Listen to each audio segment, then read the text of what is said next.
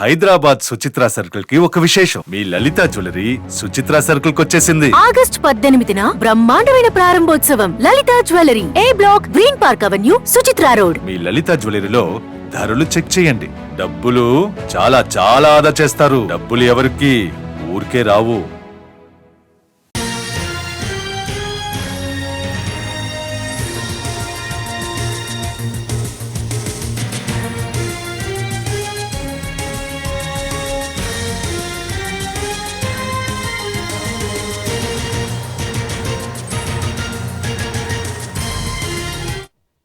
విజయవాడ సున్నపు బట్టీల సెంటర్లో భారీగా కొండ చర్యలు విరిగిపడ్డాయి.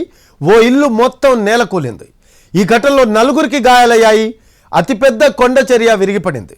పెద్ద పిడుగులాంటి శబ్దంతో స్థానికులు భయాందోళనకు గురయ్యారు.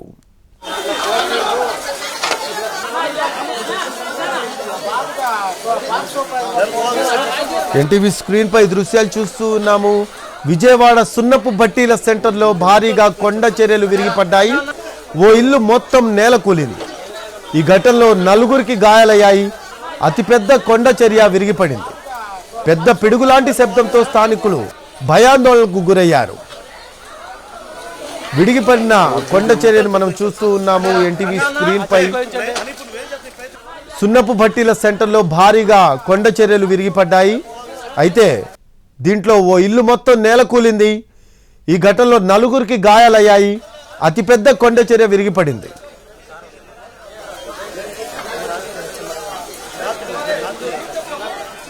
విజయవాడ ప్రమాద ఘటనపై మోర్ డీటెయిల్స్ మా కరెస్పాండెంట్ రామ్ అందిస్తారు.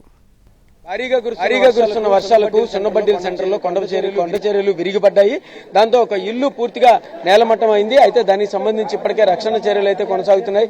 దానికి సంబంధించి వివరాలు మనం ఏసీబీ గారిని అడుగుదాం. సార్, ఇప్పుడు పడిన తర్వాత ఎటువంటి అంటే దీనికి సంబంధించి రెస్క్యూ ఆపరేషన్ ఎలా జరుగుతుంది? ఆల్రెడీ మీరు చూస్తున్నారు కదండి, ఇక్కడ ఉన్న మనుషులతోటి మొత్తం రేగులు పడి ఉంది. చెట్టు కొండ ఇరిగి పడింది. ఆ కొండ ఇరిగి పడిన దాంట్లో మనం ముగ్గురిని తీసాము, ఆల్రెడీ నలుగురిని తీసాము. ఇంకొక మనిషి లోపల ఉన్నాడు అంటున్నారు.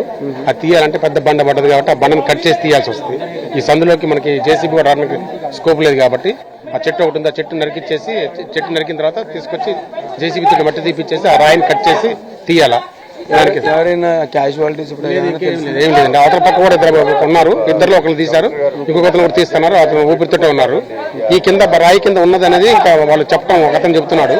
అది మనకి కన్ఫర్మేషన్ లేదు. కాబట్టి ఆ రాయిని తీస్తే అప్పుడు మనకి ఉంది లేదని తెలుస్తుంది.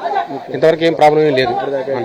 డ్యూ టు హెవీ రెయిన్స్ కొండ చెలువ ఇరిగి కొండంతా ఇరిగి ఆ రాళ్ళు గిల్లి మట్టి గిల్లి దొరికి ఆ రేకుల షెడ్ ఇల్లు కాబట్టి కొండ పక్కన వేసుకుని ఇల్లు కాబట్టి అవి స్లాబులు కాదు కాబట్టి పడిపోయి దానివల్ల ఈ ప్రమాదం జరిగింది. ఇంత పెద్ద అది పడినప్పుడు ఎట్లా అనిపించింది ఒకసారి పడితే?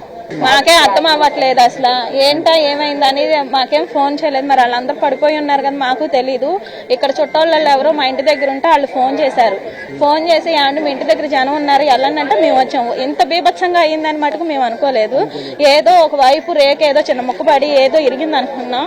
ఇలా ఇల్లు మొత్తం ఇదైపోతే పోయింది ఇల్లు. మనుషులు బాగుంటే చాలండి, వాళ్ళు బాగా మంచిగా బయటకు వస్తే చాలు. రెస్క్యూ సిబ్బంది రెస్క్యూ ఆపరేషన్ చేస్తున్నారు. అక్కడ ఉండే కొండ చర్యలు ఇంకా కదులుతూ ఉన్నటువంటి పరిస్థితి అయితే ఉంది. భారీ కొండ చర్య కావడంతో అది కదులుతూ ఉన్న నేపథ్యంలో కూడా అందరినీ కూడా ఇక్కడ నుంచి తరలించేటటువంటి ప్రయత్నం అయితే చేస్తున్నారు అధికారులు. అలాగే ఇక్కడ స్థానిక ఎమ్మెల్యే కూడా వచ్చి ఇక్కడ పరిస్థితిని సమీక్షించి తదుపరి చర్యలకు కూడా అధికారులతో మాట్లాడుతున్నటువంటి పరిస్థితి అయితే ఉంది. ఏదైనా మొత్తానికి సున్నబడ్డీల సెంటర్ వద్ద అంత పెద్ద భారీ కొండ చర్య జారి పడడంతో మొత్తం పరిస్థితులు అయితే మాత్రం సమీక్షించి చక్కదిద్దేందుకు అటు అధికారులు ఇటు స్థానిక నేతలు కూడా ప్రయత్నాలు చేస్తున్నారు. మొత్తం అందరినీ అయితే మాత్రం ఖచ్చితంగా ఖాళీ చేయించి సురక్షిత ప్రాంతాలకు పంపించేస్తున్నారు. కెమెరా పర్సన్ కోటితో రామ్, ఎన్టీవీ, విజయవాడ నుంచి.